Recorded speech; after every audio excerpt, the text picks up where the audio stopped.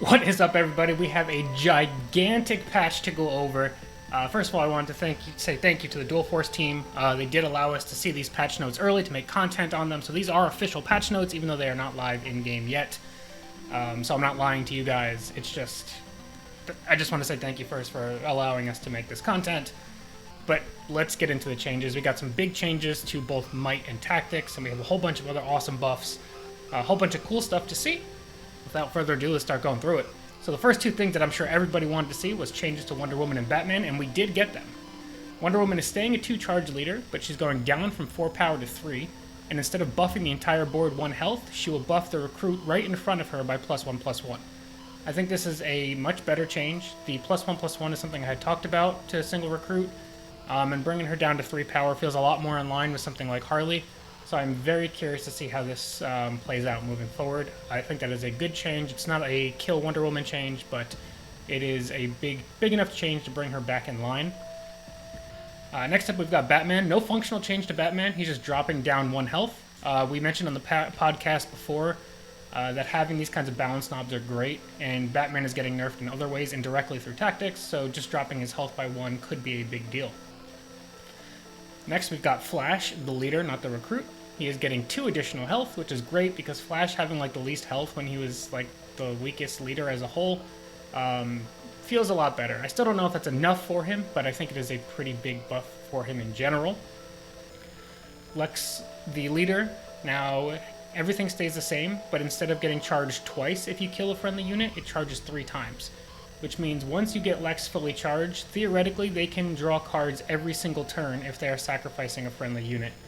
So that's a really big buff in my opinion, because you can draw cards and then guarantee that next turn you'll have a KO ready if you need to.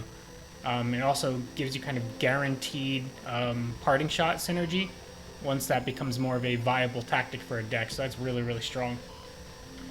After Batman and Wonder Woman, probably the biggest thing people wanted to see changed was Truth and Justice, and that is seeing a change. It no longer is affecting leaders, so now it's just hitting recruits. But in addition to the stat buff, it'll give them shield, so it's just a massive board-wide buff. I still think this is going to be really good. Giving everything shield and a buff is pretty solid. It just won't be kind of instantly game-losing because of the leader buffs associated with it. Superman Robot is going from a 2/2 with shield down to a 2/1 with shield, which makes it more easily pinged.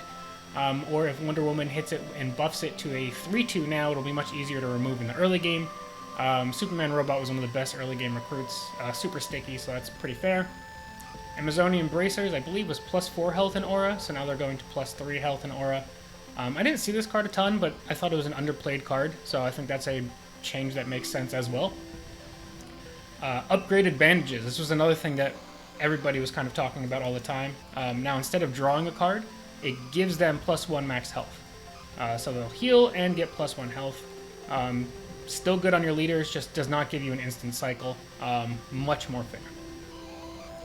We've got a change coming to Alfred, which now says if you have Batman, you draw a card instead of charging Batman, and it will create a bandage in hand at the start of the turn, and he's a 2/2 instead of a 1/1. So now there's no instant charge on Alfred.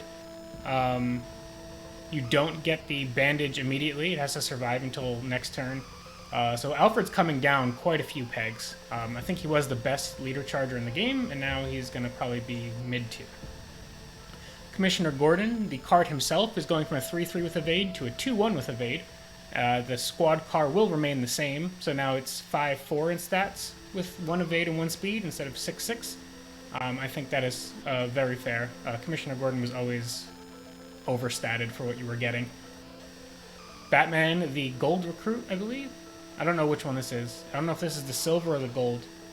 But it's going from a 6/6 to a 4/4. I have to double check which one that is. That might actually be the silver Batman recruit. I'm not sure.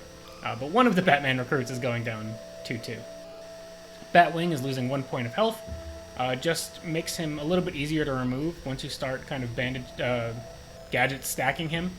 And with the other changes to tactics, mainly like the Alfred change and Gordon being weaker as a whole, Batwing comes down a peg as well, which I think is quite fair.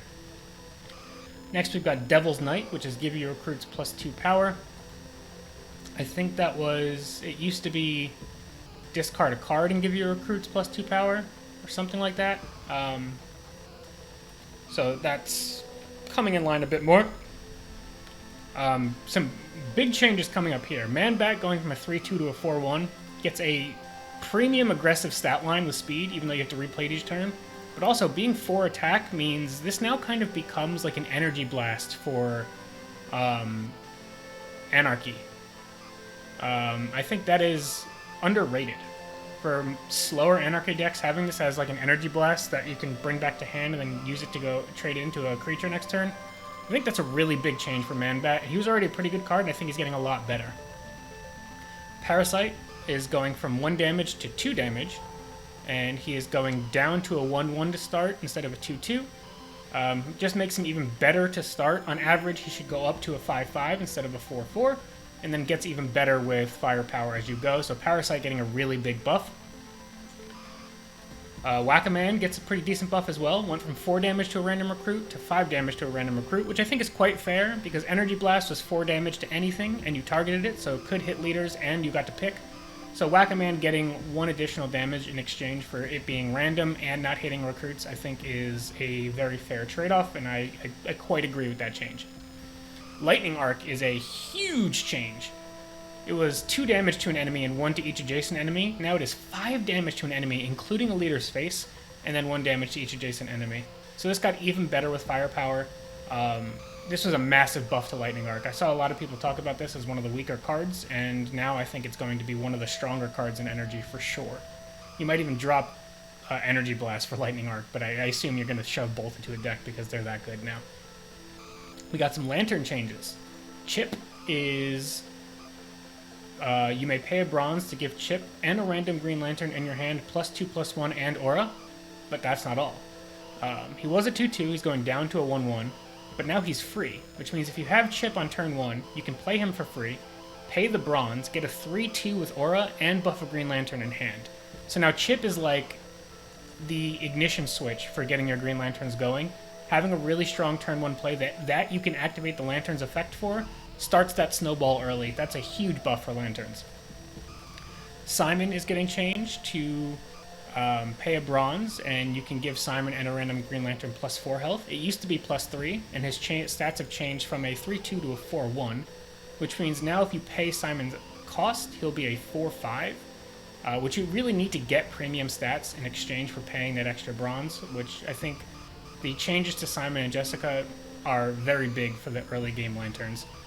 Jessica's the same thing as Simon, just flipped. It's +4 power, and she's a 1-4. These 3 changes to the Lantern package, which make you survive better in the early game and get that snowball going more reasonably, I think is going to be the buff that Lanterns need to become viable. They might even be, like, too good now, but I don't think they're going to be too good. I think they're just going to be quite viable, and you're going to have to remove them quickly. It's now going to come down to how often can Lanterns snowball to keep restocking their hand. But these are huge changes for Lanterns. Next up, Solstice is getting a +1 health buff to be a 5-5. I think that is very warranted. I like Solstice a lot, but the 4 health meant that she always felt like she was dying. 5-5 just makes her more survivable, which means you can feel better about playing her out without having an action to trigger her immediately. John Stewart is now a 5-4 instead of a 3-5, which just means his floor is higher now. He loses a little bit of health, but being able to deal 5 to anything, including enemy leaders, makes him feel a lot better, and that's before he even gets buffed. So John Stewart was always one of the better Lanterns, and now he's like really, really good. Supersonic Sucker Punch effect stays the same. It's just gaining the draw a card text, which with these kind of situational actions, giving them draw a card can be all the difference in the world.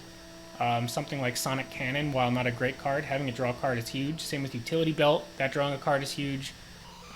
Even that gold card that doubles recruits attack and health, drawing a card is massive. So I think this is actually, it may not seem like much, but I think this is a really big buff for Supersonic Sucker Punch. Lasso of Truth is now free instead of bronze. That was the one that moves the recruits, so I think that's pretty fair.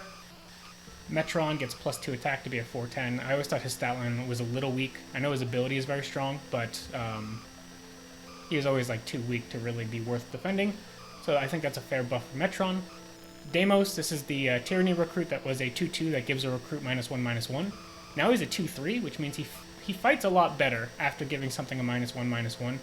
Like if you give him a Minotaur -1/-1, Minotaur goes down to 2-3, which means Deimos is a 2-3, so now they will trade with each other over 2 attacks, instead of Deimos still being taken out by the Minotaur. Shadow's Blade, this is a pretty big buff as well. I think it was just give a friendly recruit lethal this turn, and now it is ambush and lethal, which means it's guaranteed to survive the trade. I think this has become one of the better removal options in the game now. Ambush and lethal means ambush, you survive the trade, no matter what, because lethal is going to kill the opposing card, and then you still have your recruit left over afterwards. It's better for board-based decks, but I still think it's a very massive buff. And finally, we have Indoctrinate, which used to say put a silver enemy recruit into the battlefield in front and give it guard. Now it's going to put a non-gold enemy recruit into your deck. This is a pretty big change, and I think this it turns it into removal, though, I believe. It sounds like you can target it, which means you can put a silver from the board into your deck, which really just gets them off the board.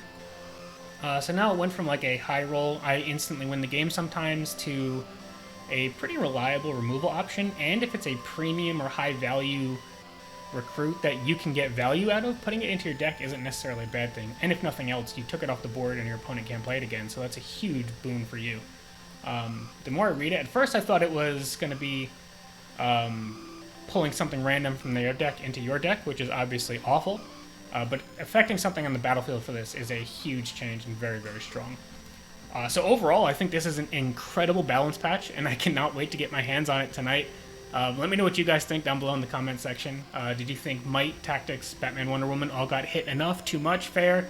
What do you think about the Lanterns changes? This Lightning Arc, I think my 2 most excited changes is Lightning Arc, or 3 maybe. Lightning Arc, Parasite, and Shadow's Blade, with honorable mention to Supersonic Sucker Punch, because that's a huge change. But let me know what you guys think down below in the comment section. Again, thank you to the Dual Force team for allowing us to see this content early and make some content off of it. And thank you all so much for watching. We'll see you guys next time. Peace.